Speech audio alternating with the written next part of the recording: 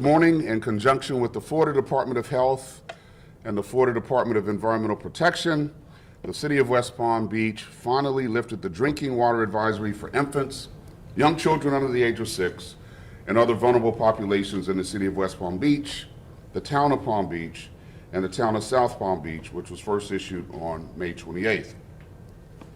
Water quality samples collected on June 1st and June 2nd showed cylindrospermopsin, a toxin produced by blue-green algae, in the tap water at levels below the detection level for the Florida Department of Environmental Protection's laboratory. The levels are less than the U.S. Environmental Protection Agency's National Health Advisory level for vulnerable populations. Residents may resume using the tap water for all purposes. Let me repeat, residents may resume using their tap water for all purposes. In just a few moments, Dr. Poonam Kalkat, the City of West Palm Beach Public Utilities Director, will detail specific recommendations for vulnerable populations listed in the advisory as to the steps that they should take for their water systems and small appliances now that we've lifted the advisory. All I can say is that the lifting of this water advisory is great news for our city, our utility, and our valued water customers. I want to thank all City of West Palm Beach water customers, first of all, including the Town of Palm Beach and the Town of South Palm Beach, for their patience this past week. I know it has been a long week. Again, I apologize for the interruption of service to those under the advisory. We understand that you have trusted us with your safety, your family's safety, and the safety of your business. To us, that is a sacred trust. We value that trust, and we value you. We understand the importance of clean, safe, and reliable drinking water to our customers and to our residents. Your safety is why our utility regularly conducts tests that aren't even required by regulatory agencies. Your safety is why our utility was proactively testing for an emerging toxin for which it is not even required to test by state and federal regulators. Your safety is why we even detected this toxin in the first place, and why, after confirming the high-level test late Thursday, we worked with the Florida Department of Health to notify the public on Friday. Your safety is why it's so important that we fend off any threats to our water system, whether it's State Road 7 or blue-green algae in Lake Okeechobee and the regional water supply system. I want to underscore that our utility, once it confirmed the presence of the toxin in our drinking water, responded appropriately by following all Florida Department of Health and Environmental Protection Agency guidelines. It is because our utility did the right thing, took immediate action to mitigate the situation, and followed the EPA's 10-day health advisory that, to my knowledge, there are no confirmed cases of illness resulting from the toxin in our community. You know, while it's easy for people to Monday morning quarterback and second-guess decisions, and let me assure you, we will conduct our own internal assessment of how we can improve as an organization. I do want to thank Dr. Kalkat and our Public Utilities Department, including the lab scientists, not only for their response during this unprecedented time, but also for all they do to ensure our residents and our customers have safe and reliable water to drink. I have directed staff to establish a panel of experts to determine interim and long-term strategies to ensure this does not occur again.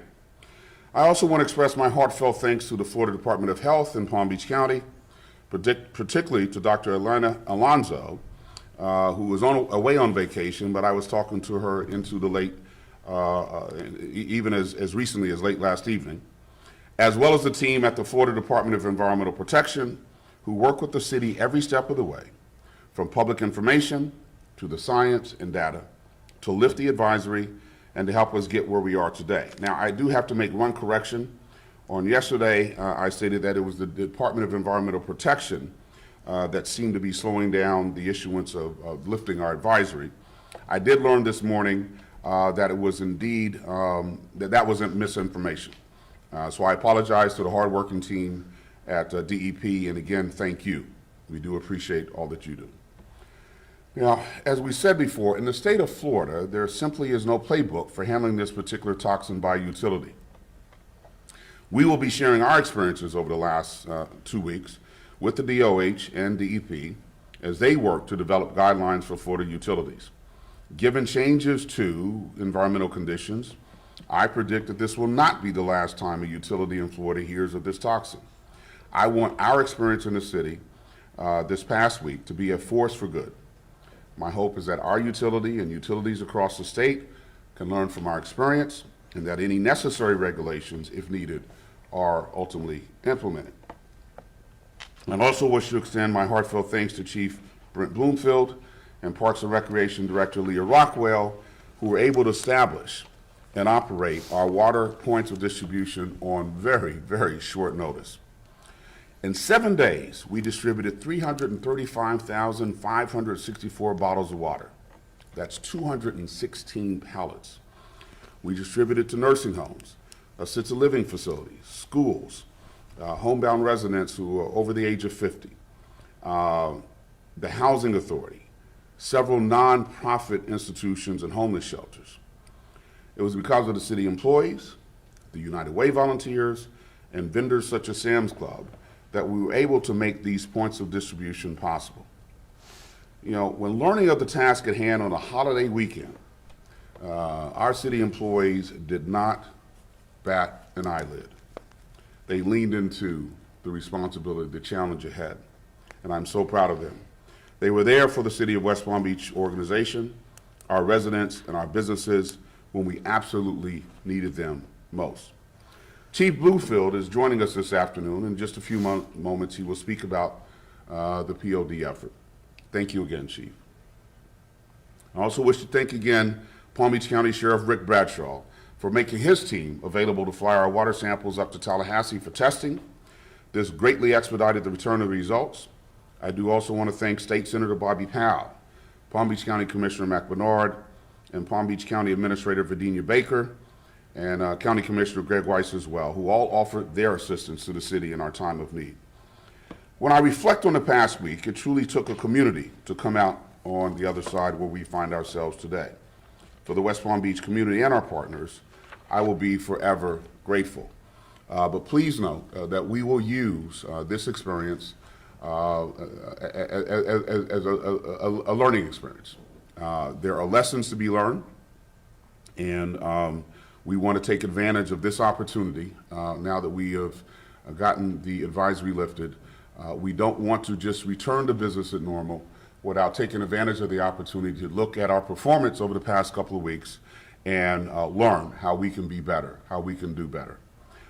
So at this point, I would like to introduce Dr. Poonam Kalkat. Dr. Kalkat. Thank you, Mayor. Thank you, everyone.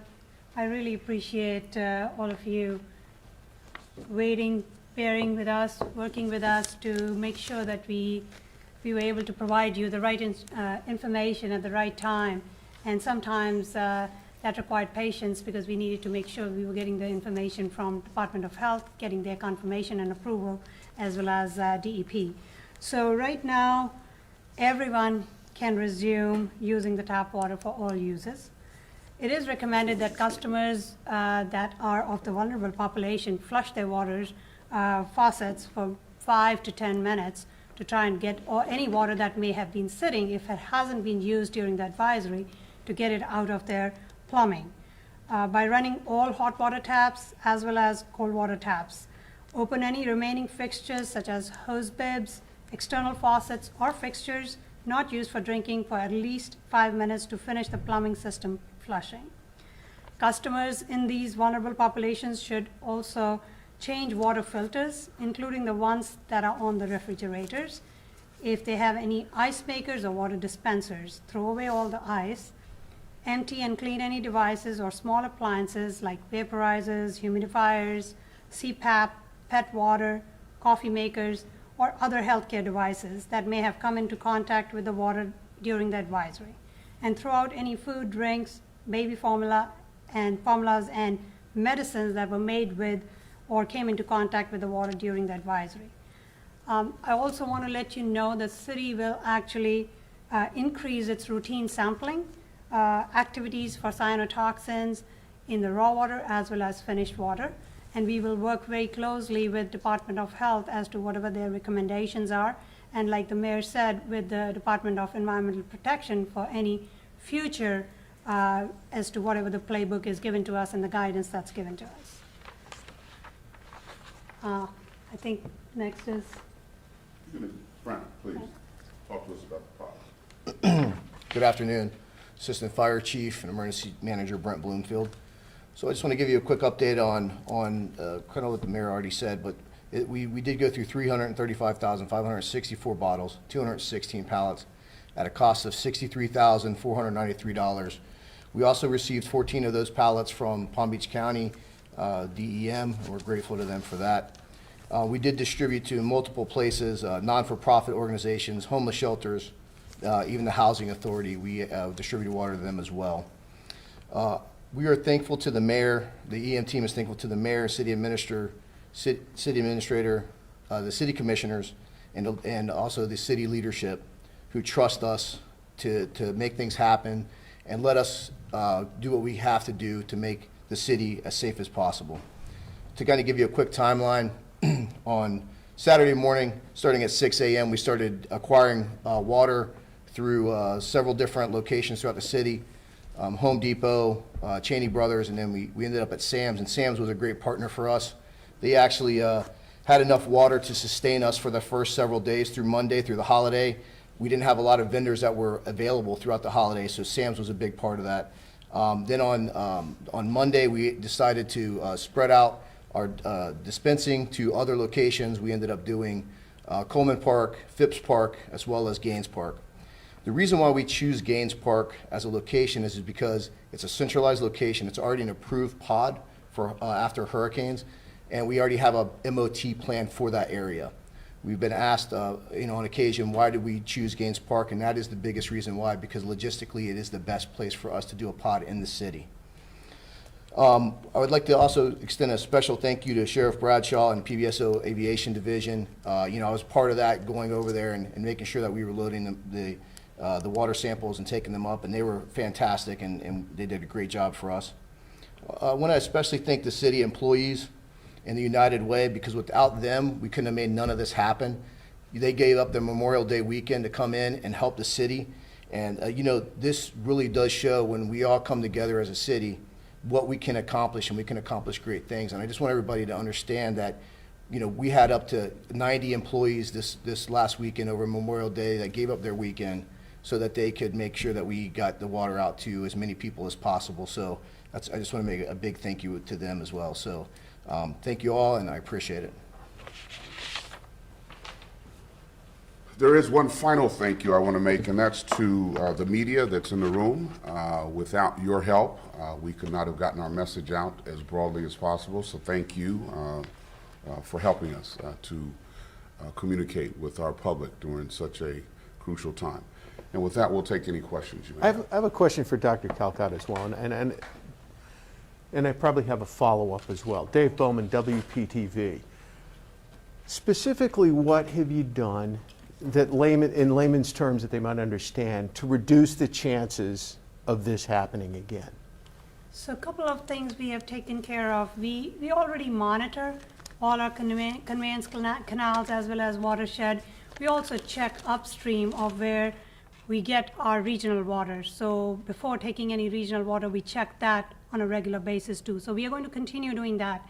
And if we see any kind of algal blooms or algal growth, we immediately isolate that area and treat it so that we don't have any chances of anything coming to the plant. Besides that, we have started the eastern well field and the western well field, which are groundwater sources that can bring water into the surface water to blend, reduce some of the increase actually some of the conductivity, decrease the pH, all of those things that help. And groundwater does not have algal growth. Once it comes out and it's in the system, it could, obviously, based on whatever the conditions are. But that really helps mitigate any activity, bloom activity, if that's going on. Besides that, we have continued to use powdered activated carbon in our treatment system as needed. So if we see any activity of algae growing near our intake of the plant, then we go ahead and start adding PAC as needed. And we can change those doses too. Then we also have what we call post-chlorination after the filtration system. So what that does is there is a contact time with free chlorine before the water goes out into the system, and that will take care of anything that might have made through the filters and through anything, the sedimentation basins and so on and so forth. And last thing that we are doing right now is free chlorine in the distribution system. We will probably start backing off from the free chlorine in the distribution system in the next couple of days, but we'll be monitoring very carefully how our system is doing while we do that. A follow-up to that, obviously you shut off or reduced some of the water from places like Clear Lake, I guess, and have more groundwater. What kind of supply of well water, groundwater, if you will, do you have? And how long can you really sustain going on that before you may have to switch back to the original mix? So we do have in Clear Lake, we actually started what we call our Australian divide structure pump. So basically what we do there is we get water, pump water from really deeper depths of Clear Lake into the plant intake. And we had actually started that before we even saw this algal toxin come into the plant, because we were seeing the conditions of lake dropping, conditions of where you might end up having some kind of algae growth. So we had started doing that. So we are going to continue doing that. That helps. Instead of taking water from just the surface of the Clear Lake, it's now coming from the deeper depths. We have 2 well fields. There are 10 wells on the eastern well field, which is just alongside M Canal, and we have a western well field that are deeper wells, and we have 10 wells there too. We are already throttling back the wells as needed, and we'll continue working with South Florida Water Management District to see how long do we need to continue using those wells. We are also, as rain comes down, as the rainy season starts, that starts helping bring your surface water up. And when you have that kind of, when you don't have a static system and you don't have standing water and really water going down in these reservoirs, you have less chances of algal blooms. So all of those things will help. Dr. Calcat, Michelle here with WPTV. Can you just, I know you mentioned earlier that you did have conversations with the Department of Health to now have more routine testing for this specific toxin. Can you explain to our viewers, is that maybe every week as opposed to once a month you were doing before? What is that going to look like now? So we are still talking through the details of that. Right now we are going to continue, we are doing daily sampling until we get a couple of days of samples where we've already gotten the lift advisory based on 2 consecutive days. We are looking at 1 or 2 more days of where we get clear samples, so we can go to weekly sampling from there. From weekly sampling, again, when we get a couple of consecutive weeks of sampling, we can go to bi-weekly and monthly, depending on that. But we will also continue monitoring what we can. We've also bought the lab at the plant, at the water treatment plant, has actually bought some ELISA kits that we are going to buy. ELISA is just one more technique that can be used for looking at these toxins. So we are working through a contract right now to get the training, and it may be a semi-quantitative, quantitative method. It sometimes gives you a little bit higher readings. So we are working with DEP as well as other labs to see what works and continue to talk to the scientists who work with this toxin much more than we have and see what they recommend. And like the mayor said, we are going to have an expert panel. We're going to look at all of those things, and anything that anybody brings to us, I'm not disregarding anything. I'm going to look at that, and I'm going to have our expert panel look at that too and figure out what are the best means and methods for us going forward, short term as well as long term. Now, Mr. Mayor, I'm Jay O'Brien, CBS 12 News. If we could ask you, we know that you've got your expert panel, but based upon what you know right now, is there anything you would change in the city's response to this? Well, I'd rather look forward than backwards. There are lessons learned, and before, I throw out a very quick response to that, I do want to get a team of experts in. And as I said, I want to take advantage of this opportunity for us to learn lessons. So I don't want to give haphazard immediate responses. I think I said yesterday, in terms of my communication, I regret not having spoken directly with the mayors of the town of Palm Beach and of South Palm Beach. As a matter of fact, today I did call them before the advisory was lifted to let them know that that was happening. And to Dr. Poonam's point about the panel of experts, I invited them, if they knew of anyone, any experts that they felt comfortable with, to please bring them to our attention. I want them to feel like they have a seat at the table as well. They're two of our best customers, and so we want to make sure that they feel that they're a part of this. So those are some lessons learned for me personally. Also, I could have been more aggressive with getting information out to my commissioners. So those are lessons that I've learned personally. But as for the city itself, we will take a very close look, not we ourselves, but we'll get outside experts in to advise us on best practices and how we can move forward. I'm also giving serious consideration to having an expert to help my administration to look at itself, whether it's communications with agencies, whether it's interdepartmental communication, whether it's communication between with commissioners, so that we also, so there'll be an external group looking at what we're doing with the water system itself, and then another expert consultant that will come in and advise me as the mayor and the administration on how we could do a better job and become better at what we do. Listen, life is all about learning, and we hope to be better tomorrow than we are today. Mayor James, can you clarify what the confusion was yesterday with waiting on the Department of Environmental Protection? And you mentioned today that that wasn't the case. Can you just clarify that for us? As I understand it, and Poonam, you might want to jump in here. I was advised yesterday it was the DEP, and as I understand it was really the State Department of Health. So it was a state agency. It was the Department of Health and not the Department of Environmental Protection. They wanted a third day of a sample, or what exactly? If you No, can what answer were that, they Dr. looking for? Palcat. No, basically, the State Department, the local county health department had also issued an advisory, a health advisory out, which is not usually how these health advisories have worked in the past for us.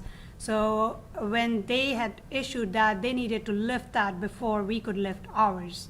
And so we needed to wait for them to get that action done, and that they took a little bit of time to look through everything, look through the data before they didn't require us to do anything more.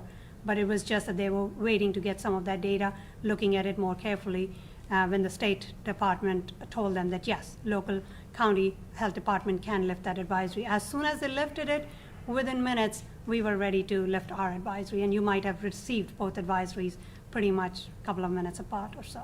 Steve King, WPBF 25 News. People in the vulnerable populations, if they did drink any of the water, is there a certain amount of water that is considered dangerous for them to have consumed if for some reason they didn't get the message over this last week?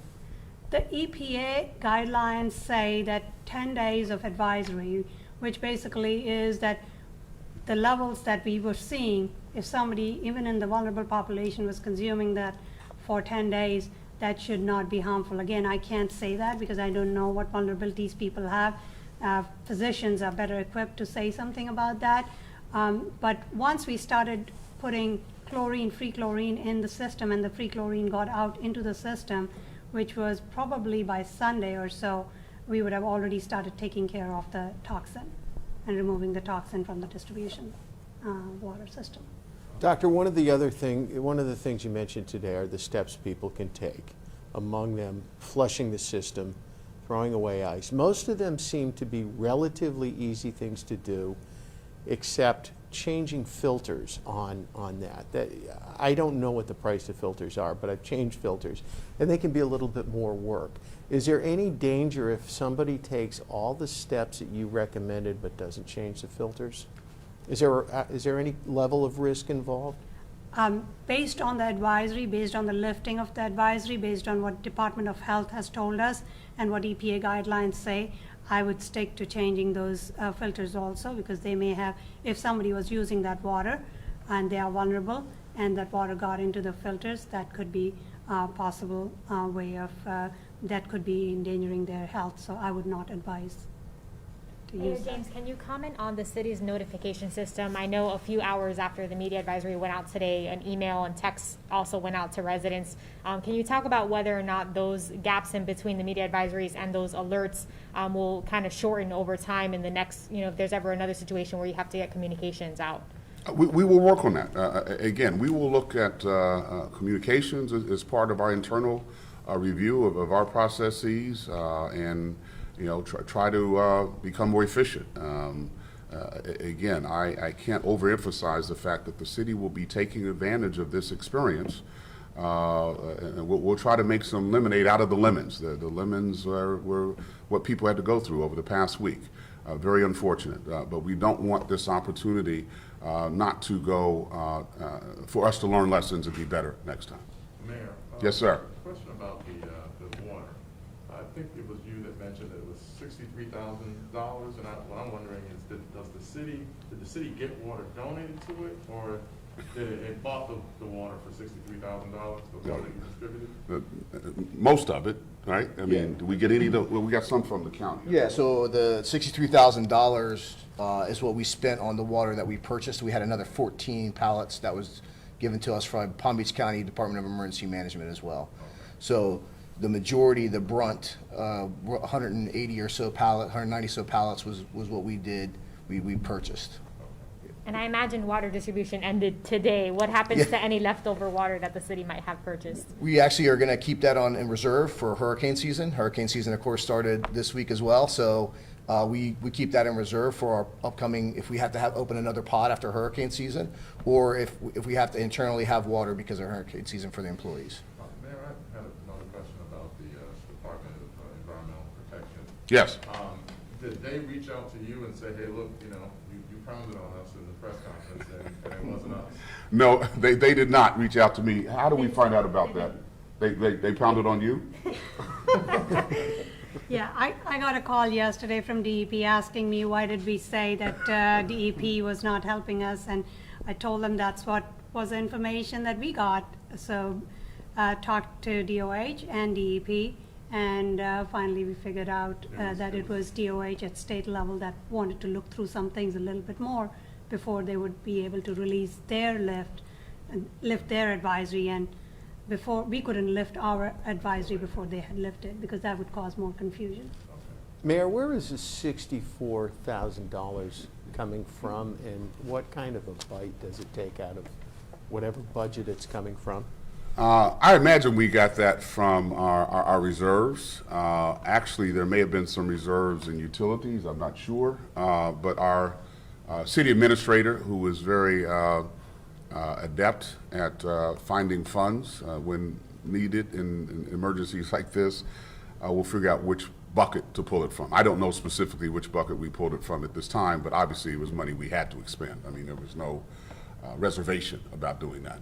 As to the impact on the budget, we have sufficient reserves, with over $6 million in the general fund reserves. So although we will fill the $64,000, it's not fatal. It was 63 or 64? 63. Yeah, 63.8, actually I got it right here, exactly what it is. $63,493.84. Okay, so I misspoke, 63,000 and some change. Anything else? All right, well, I would like to say, because I couldn't say it yesterday, we are very happy, we're delighted, and we wish everyone a very good weekend.